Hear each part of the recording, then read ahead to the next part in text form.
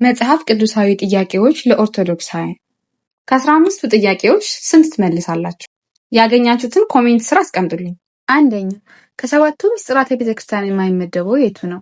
ሀ ጥምቀት፣ ለ ተክሊል፣ ሐ ቀንዲል፣ መ ትንሣኤ ሙታን።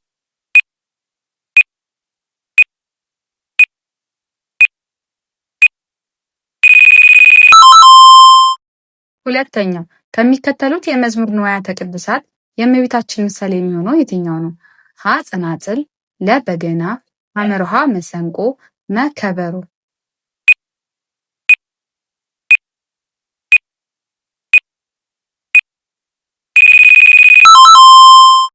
ሶስተኛ፣ አባ ጊዮርጊስ ዘጋስጫ በሰዓታት ድርሰቱ እመቤታችን ቅድስት ድንግል ማርያምን ምን በማለት ጠርቷታል? ሀ የመላእክት እህት፣ ለ የሰማዕታት እናት፣ ሐ የጻድቃን እመቤት፣ መ ሁሉ መልስ ይሆናሉ።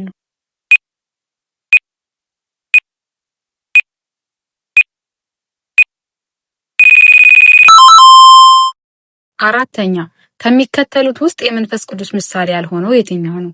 ሀ በግ፣ ለ ንፋስ፣ ሐ እሳት፣ መ ርግብ።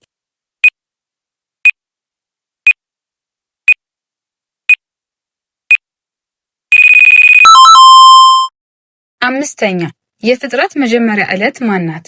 ሀ ሰኞ፣ ለ ማክሰኞ፣ ሐ እሁድ፣ መ ዓርብ።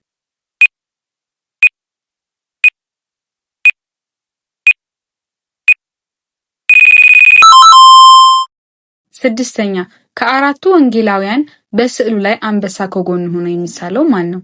ሀ ቅዱስ ማቴዎስ፣ ለ ቅዱስ ማርቆስ፣ ሐ ቅዱስ ሉቃስ፣ መ ቅዱስ ዮሐንስ።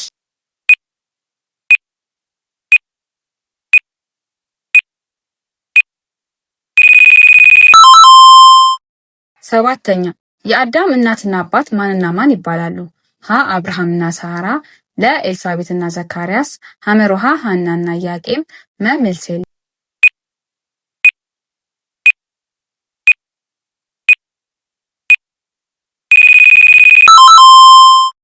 ስምንተኛ፣ በቀን ውስጥ የታወቁ የጸሎት ጊዜያት ስንት ናቸው?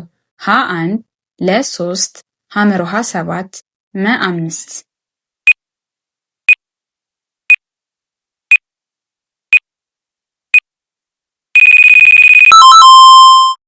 ዘጠነኛ፣ ቤተ ክርስቲያን የትኛው ይገልጻታል? ሀ የድህነት መርከብ፣ ለ የክርስቶስ ሙሽራ፣ ሐ የክርስቶስ አካል፣ መ ሁሉ መልስ ይሆናሉ።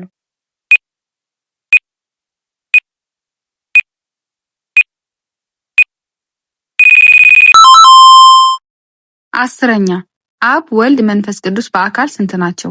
ሀ 1፣ ለ 3፣ ሐ 1 እና 3፣ መ 1ም 3ም።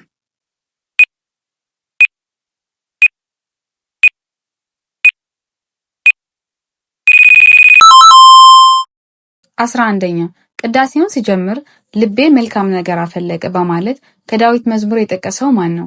ሀ ቅዱስ ኤፍሬም ሶርያዊ፣ ለ ቅዱስ ባስልዮስ ዘቂሳርያ፣ ሐ ቅዱስ አባ ሕርያቆስ፣ መ ቅዱስ ዮሐንስ አፈወርቅ።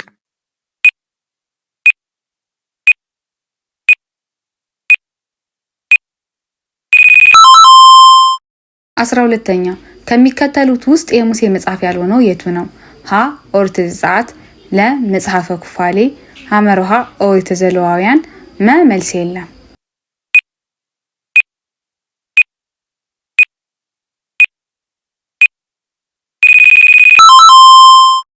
13ኛ፣ አዳም የተፈጠረው በስንተኛው ቀን ነው? ሀ በመጀመሪያው፣ ለ በሶስተኛው፣ ሐ በሰባተኛው፣ መ በስድስተኛው።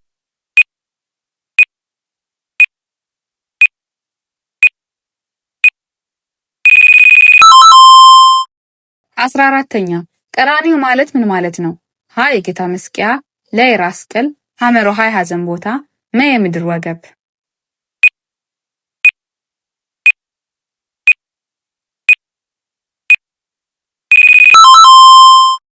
15ኛ፣ የአዳም የመጀመሪያ ልጁ ማን ይባላል? ሀ ቃየል፣ ለ ሴት፣ ሐ አቤል፣ መ ሐና ለ መልስ ናቸው።